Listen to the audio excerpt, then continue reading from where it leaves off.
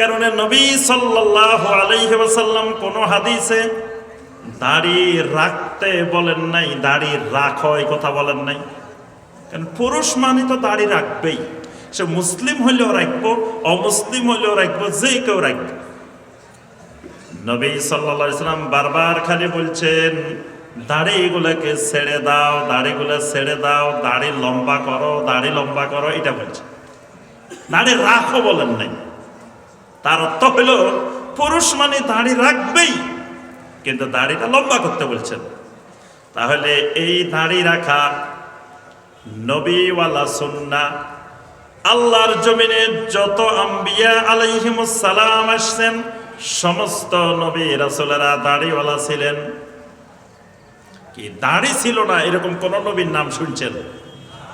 কোন একজন নবীর নাম বলতে পারবেন এই নবীটা দাড়ি ছিল না, এরকম নবী ছিলেন? তাহলে সমস্ত আম্বিয়া আলাইহিমুস সালামের সুন্নাহ, সকল নবী রাসূলদের সুন্নাহ দাড়ির সংস্কৃতি। কিন্তু এখন অনেক মুসলিম পাওয়া যায় যাদের চেহারার মধ্যে দাড়ি থাকে না। তাহলে এই দাড়ি কেটে ফেলা, মুন্ডন করে ফেলা, অথবা দাড়ি রাখা কিন্তু বিজাতীয় স্টাইলে রাখা। হিন্দুরাও দাড়ি রাখে, খ্রিস্টানেরও দাড়ি রাখে, ইহুদিরও রাখে, আমার দাড়িও ওই রকম। তাহলে একেবারে না রাখাটাও বিজাতীয় সংস্কৃতি, আবার রাখার পদ্ধতির ক্ষেত্রে বিজাতীয়দের মতো রাখা। এখান দিয়ে একটু রাখলেন, এখান দিয়ে একটু রাখলেন, এখান দিয়ে এমনি, ওখান দিয়ে এমনি, কয়দিন এই স্টাইলে, কয়দিন এই স্টাইলে, এই দাড়ি নিয়ে তামাশা করা, এগুলো কি বিজাতীয় সংস্কৃতির অনুসরণ। এই বিজাতীয় সংস্কৃতির অনুসরণ মুসলিমের জন্য হারাম। সুতরাং প্রত্যেক মুসলিমকে অবশ্যই দাড়ি রাখা লাগবেই, লাগবে না? কেউ যদি দাড়িকে অস্বীকার করে, দাড়ি রাখা ওয়াজিব না, দাড়ি রাখা জরুরি না, এই লোকের ঈমান থাকবো? ঈমান থাকবে না। তাহলে আমরা দেখি আমাদের সমাজের অনেক মুসলিম ভাই কি করে না, দাড়ি রাখেন না। তাহলে যারা রাখেন না, যে সমস্ত সম্মানিত ভাইয়েরা, তারা বিজাতীয় কৃষ্টি কালচারের অনুসরণ করতেছেন।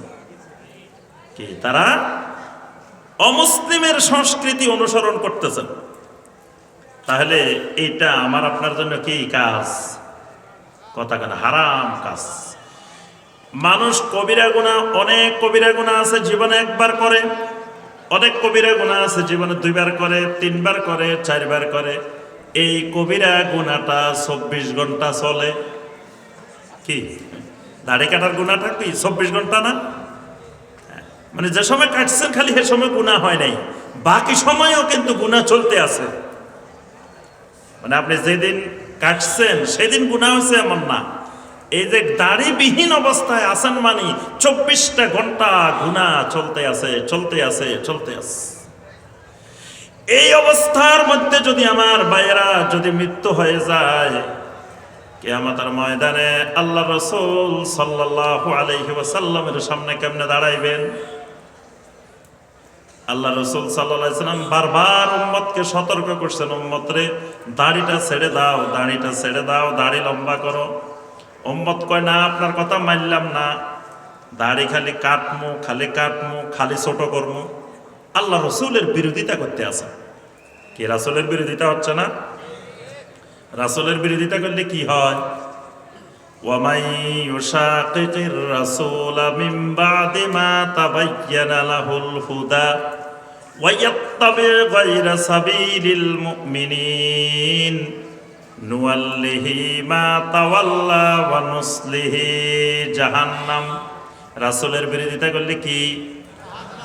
ওয়া নুসলিহি জাহান্নাম। আমার ভাইরা একটু চিন্তা করেন, এই দাড়িবিহীন অবস্থায় যদি আপনার মৃত্যু হয়ে যায়, তো কিয়ামতের ময়দানে কেমনে রাসূলের কাছ থেকে হাউজে কাউসারের পানি পান করতে যাবেন? কেমনে রাসূলের সামনে দাঁড়াবেন? রাসূলের একটা বিরুদ্ধাচরণ করে আপনি রাসূলের সামনে দাঁড়াবেন, শাফাআত পাইবেন, হাউজে কাউসার পান করবেন, কত আশা করে বসে আছেন। এজন্য মৃত্যু কোন সময় চলে আসবে ঠিক নাই, দাড়িটা একটু রেখে দেওয়ার চেষ্টা করব। সবাই রাজি আছি তো ইনশাআল্লাহ? আল্লাহ পাক আমাদেরকে তৌফিক দান করুন। এরপরে আসেন আমার ভাইরা এবং বোনেরা, দেখা যায় রাস্তায় অনেক যুবক ভাই হাফ প্যান্ট পরে পরে ঘুরে। আপনাদের এদিকে মনে হয় নাই? হাফ প্যান্ট পার্টি দেখছেন না? অনেক যুবক মানুষ লজ্জা নাই, হায়া নাই, শরম নাই, হাফ প্যান্ট পরে ঘুরে। মায়ের সামনেও হাফ প্যান্ট পরে ঘুরতেছে, বোনের সামনেও হাফ প্যান্ট পরে ঘুরতেছে, বিভিন্ন জায়গায় মানুষের সামনে রাস্তা দিয়েও হাফ প্যান্ট পরে ঘুরে। বড় মানুষ হাফ প্যান্ট পরে ঘুরে, এরকম আছে না? এই হাফ প্যান্ট পরে ঘোরা এটা ইসলামী সংস্কৃতি না, এটা মুসলমান সংস্কৃতি না, এটা ইহুদিদের নাসারাদের বিজাতীয় কৃষ্টি কালচার। এটা মুসলিম যুবকের জন্য হারাম। এটা মুসলমান যুবকের জন্য কি হারাম, কবিরা গুনাহ। হাফ প্যান্ট পরে ঘুরতে দেওয়া যাবে না। বাপেরা যারা আছেন কড়া নির্দেশ দিবেন আপনার সন্তান যেন হাফ প্যান্ট পরে না ঘুরে। মায়েরা কড়া নির্দেশ দিবেন আপনার ছেলে যেন হাফ প্যান্ট পরে না ঘুরে। কি ঠিক আছে না? মা বাবারা রাজি আছেন? মুরব্বীরা রাজি আছেন? মুরব্বীরা কথা কয় না, কয় না আমার কথা তো ছেলে শুনে না। মুরব্বীরা মনে মনে কয়,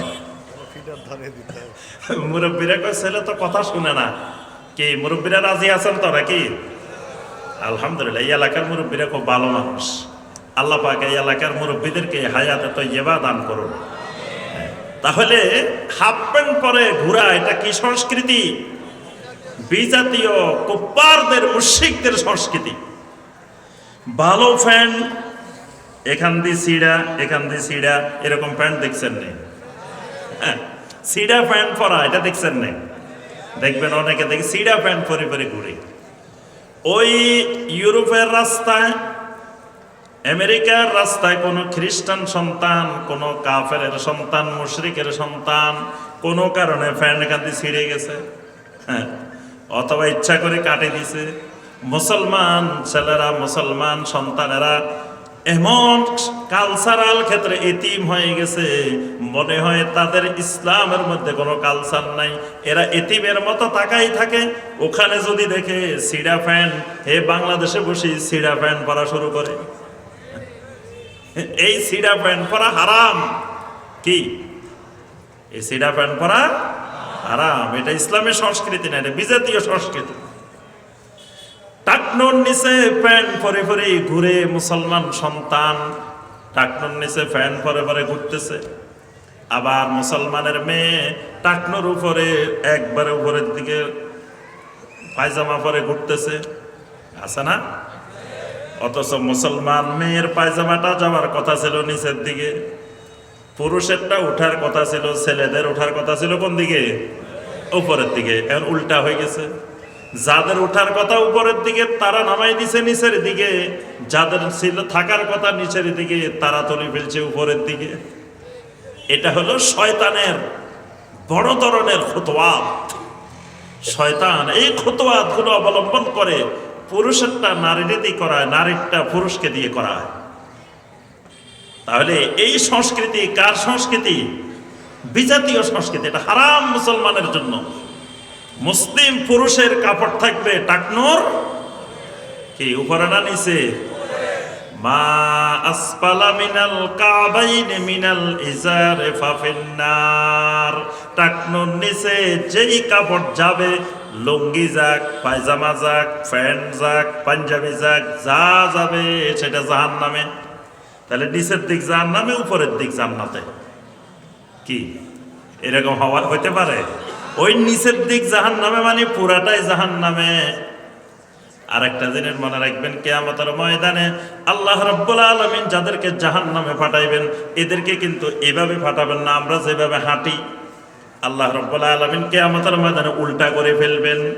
মাথা থাকবে নিচের দিকে, পা থাকবে উপরের দিকে। সাহাবায়ে কেরাম জিজ্ঞাসা করলেন, ইয়া রাসূলুল্লাহ সাল্লাল্লাহু আলাইহি ওয়াসাল্লাম, এটা কেমন করে সম্ভব? মাথা নিচের দিকে, পা উপরের দিকে। আল্লাহ রাসূল সাল্লাল্লাহু আলাইহি ওয়াসাল্লাম বলেন, যে আল্লাহ রাব্বুল আলামিন তোমাদেরকে পা নিচের দিকে দিয়ে মাথা উপরের দিকে দিয়ে চলার শক্তি দিছেন, সেই আল্লাহ মাথা নিচের দিকে পা উপরের দিকে দিয়েও চলাতে পারেন। আল্লাহু আকবার। তাহলে কিয়ামতের ময়দানে কিন্তু পা উপরের দিকে, পা কিন্তু নিচের দিকে না।